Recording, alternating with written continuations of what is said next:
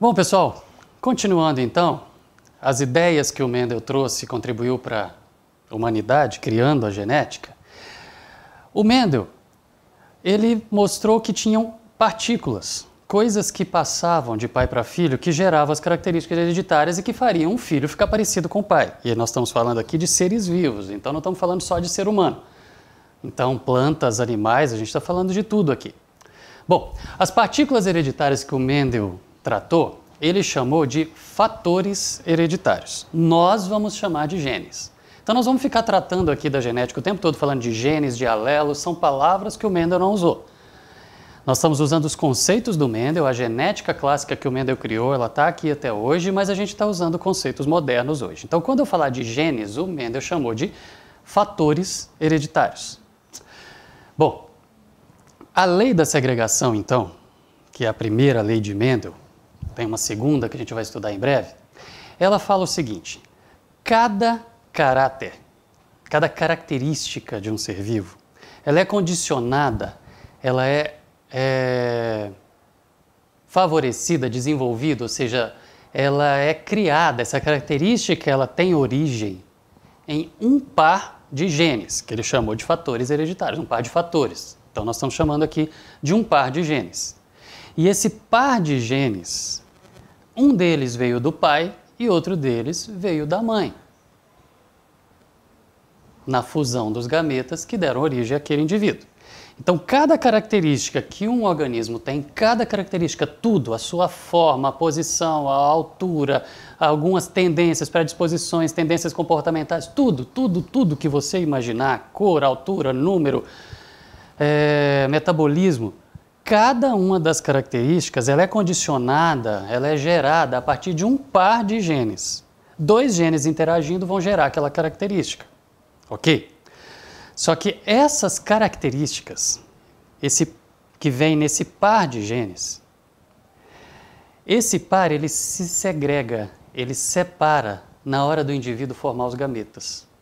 Então, uma característica que eu tenho, ela é condicionada, ela é gerada por duas informações, uma que veio do meu pai e outra que veio da minha mãe. Ok? Então, digamos que cor da pele fosse condicionada para apenas um par de genes. Não é isso, não é assim que funciona, mas como exemplo é bom. Digamos que cor da pele fosse apenas um par de genes. A gente vai estudar no futuro características poligênicas, você tem vários genes envolvidos ali. Mas se fosse um par de genes, o meu pai mandou uma informação num gene para um determinado tom, cor de pele, uma determinada cor de pele. A minha mãe mandou num gene que veio no gameta dela, a minha mãe mandou um gene, uma característica que era um tom de pele diferente. A interação desses dois genes gerou a característica que é o meu tom de pele, se tom de pele fosse apenas por um par de genes, ok? Só que o que eu tenho de característica, então, expressa, que aconteceu, que vocês veem, ela está sendo definida pela interação desse par de genes. Só que quando eu vou gerar os meus gametas para poder formar os meus filhos, esses dois genes que eu tenho aqui, um do pai e um da mãe, que eu vou chamar de dois alelos, uma cópia do pai falando sobre a mesma característica, cor de pele, e uma cópia da mãe falando a mesma característica, cor de pele, ou seja, esses dois alelos fictícios que nós estamos tratando aqui, eles vão se separar na hora de formar os gametas. Por que eles vão se separar? Porque cada um desses genes, eles vieram em um dos cromossomos homólogos. Cromossomos que vieram um do pai e outro da mãe, que estão trazendo a mesma informação, as mesmas características. Como que isso funciona? Vamos olhar aqui. Se para uma característica qualquer, nós estamos usando um exemplo fictício, cor de pele. Se para uma característica qualquer, eu tenho um par de genes, ou um par de alelos, como a gente vai falar aqui agora, um indivíduo, digamos que o pai passou o alelo azão, a característica vai ser azão, seja o que for essa característica. O outro genitor, a mãe, passou a característica azinho. A característica, se fosse para ser igual à da mãe, seria o azinho. Essas características vieram, esses genes vieram, cada um em um dos cromossomos que são homólogos. A gente chama homólogos porque eles estão trazendo as mesmas informações, o mesmo tipo de informação. Só que eu tenho duas variantes aqui. Um está mandando cor de olho ser de um jeito e o outro está mandando cor de olho ser de outro. Um está mandando cor de pele de um jeito, outro está mandando cor de pele ser de outro. Ou seja, para uma característica específica, que é condicionada por um par de genes, uma informação daquele tipo, para aquela mesma ação, vem de um jeito, de um genitor, e de outro jeito, de outro genitor. Então são variantes, são alternativas, formas alternativas do mesmo gene. Ok? A interação dos dois vai gerar uma característica final. Nesse caso, se um mandou a informação de que é para ser característica azão, seja o que for esse azão, e o outro azinho, o azão vai predominar. Então, os filhos vão ter a característica azão. Nós vamos ver um pouco melhor isso, como funciona daqui a pouco. Mas esses dois cromossomos, então, como a gente já viu no passado, agora a gente consegue trabalhar esses conceitos aqui porque a gente já viu essa parte nas aulas anteriores. Se um gene veio num cromossomo, outro gene veio no outro cromossomo, são os cromossomos homólogos, eles estão juntos aqui nesse indivíduo. Quando vai acontecer a meiose, ou seja, quando esse indivíduo for formar os seus gametas, o que vai acontecer na meiose que a gente acabou de estudar na última aula, na penúltima aula? A gente vai ter duplicação do DNA, lá na intérfase. DNA duplicando, na hora que o DNA vai compactar e ficar no formato de cromossomo, a gente vai ver os cromossomos como a gente está desenhando aqui. Lá na intérfase, o cromossomo está descompactado, o DNA está todo aberto. Você não está vendo o cromossomo, mas ele existe, ele está lá, só está desenrolado, né? Cromossomo é um DNA enrolado em proteínas. A grosso modo é isso que a gente tem visto aqui. Então, ok, se eu tenho... Cada cromossomo é uma fita de DNA compactada aqui.